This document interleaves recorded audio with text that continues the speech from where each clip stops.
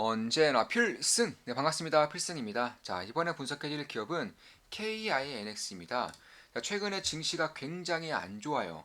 이 가운데에서도 결국에는 단기적인 낙폭을 이기고 장기적인 성장을 이뤄갈 수 있는 기업들에 주목을 해야 한다고 저는 보고 있습니다.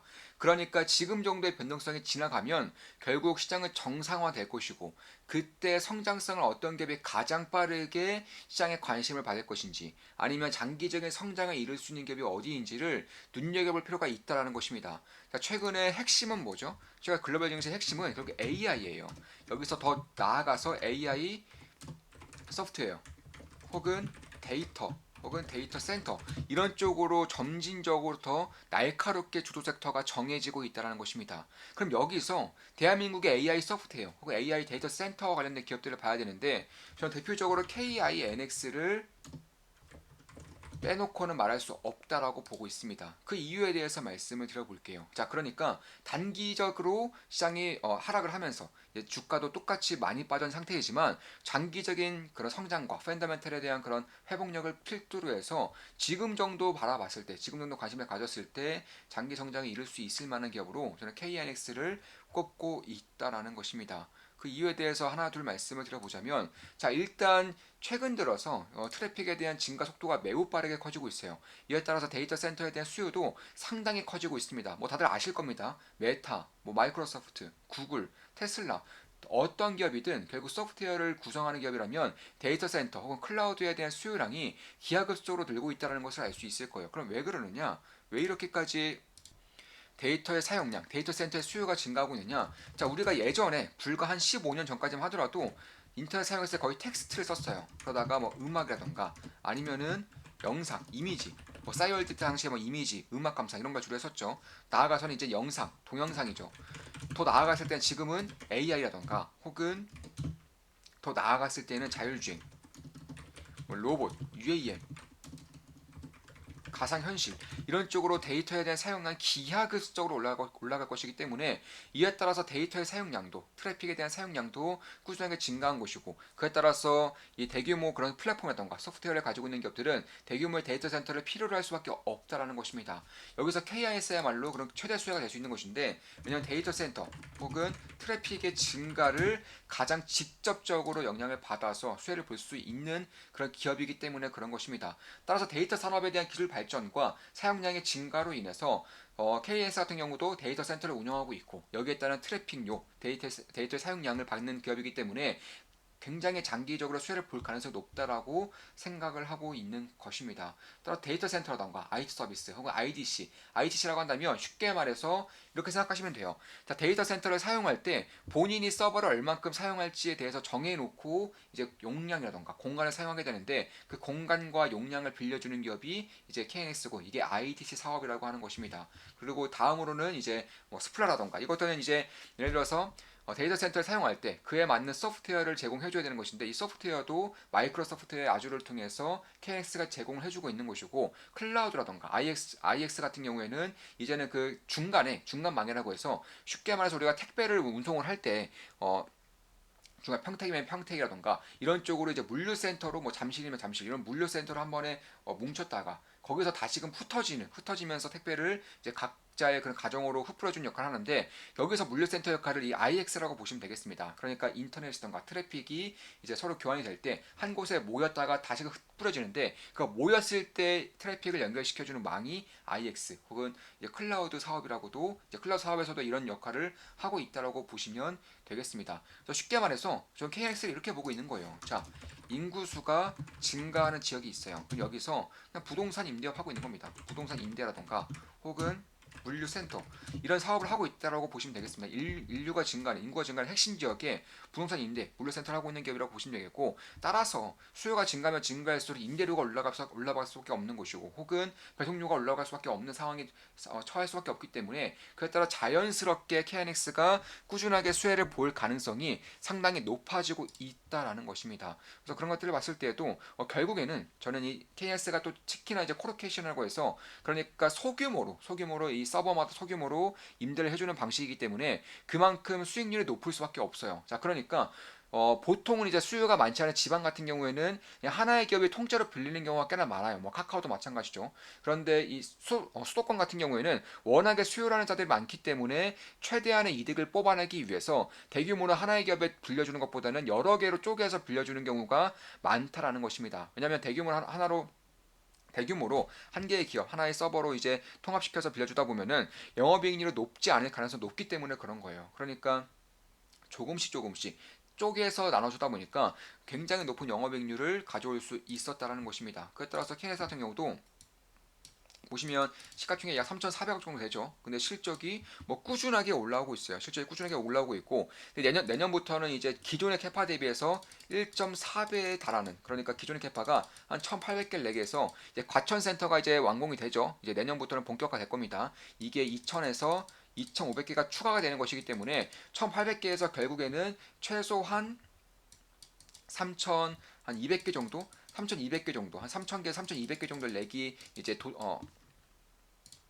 렉을 이제 성취할 수 있다. 그러니까 가져올 수 있다라는 것이고, 그에 따라 실적에 대한 증가가 전혀 내년부터 퀀텀 점프가 가능할 것이라고 보고 있어요. 다만 지금의 컨센서스가 굉장히 낮게 잡혔다고 보고 있는 것이고, 저는 자연스럽게 내년부터 과천 센터가 본 궤도 들어오면서, 그러니까 최소 50%가량의 고객들을 받아내면서 역대 최대 실적을 내년부터 다시금 찍을 거라고 보고 있는 것이고, 뭐 2026년 자연스럽게 한 300억 이상, 영업이익도 400억 이상에 찍힐 거라고 생각을 하고 있는 거예요.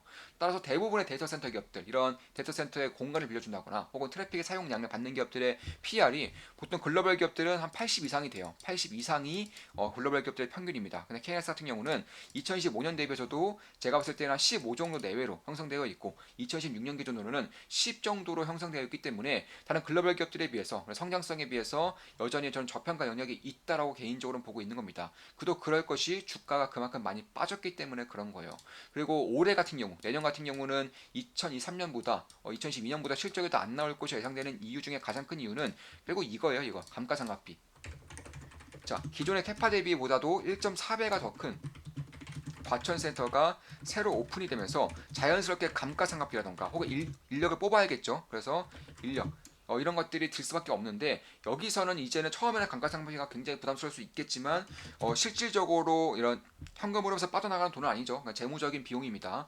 여기서 이제 고객을 받을 경우, 손님을 받을 경우에는 한 30% 정도 차더라도 결국 최소한 이제 100억 이상의 그 영업 현금 흐름이 추가가 되는 것이기 때문에 그런 것들을 봤을 때에도, 제가 봤을 때에는 지금 정도의 컨센서스는 굉장히 보수적이지만 이 정도로만 나오더라도 지금 정도의 시가총액은 딱히 고평가라고는 볼 수 없다라고 보고 있는 거예요. 그러니까 한 13만 원 대비해서 현재는 약 반토막 이상 난 상태죠.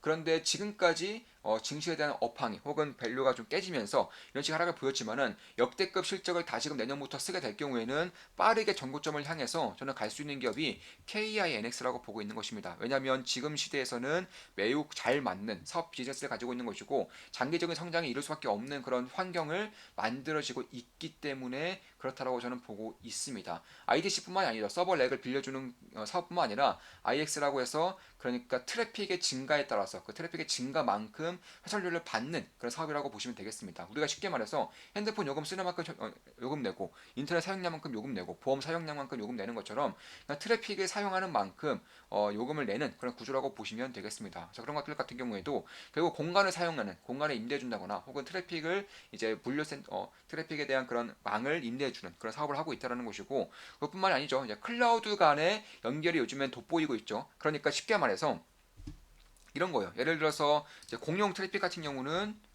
뭐 인터넷이면 인터넷, 뭐 이런 것들 같은 경우는 공용이죠. 그런데 전용 회선이 필요한 구간이 있어요. 대표적으로 보안이 이제 굉장히 중요한 곳들, 뭐 예를 들어서 뭐 방산, 아니면 자율주행, UAM, IoT, 로봇, 이런 쪽은 보안이 생명이죠. 보안이 단 한 번만 뚫려도 굉장히 큰 사고로 이어질 수 있기 때문에 이런 것은 전용 회선을 쓴단 말이에요. 전용 회선 간에 연결을 시켜주는데 이런 것들도 KNS가 하고 있다는 것입니다. 클라우드 간의 연결도 시켜줌으로써 결국에는 다른 클라우드끼리도 이제 트래픽을 연결시켜주는 그런 IX 분류센터가 필요한 것인데 이런 것들도 하고 있다는 것입니다. 그래서 결국에는 아이디스 그리고 스플라는 이제 데이터 센터에서 이제 데이터를 이동시켜주는 그런 소프트웨어라고 보시면 되겠습니다.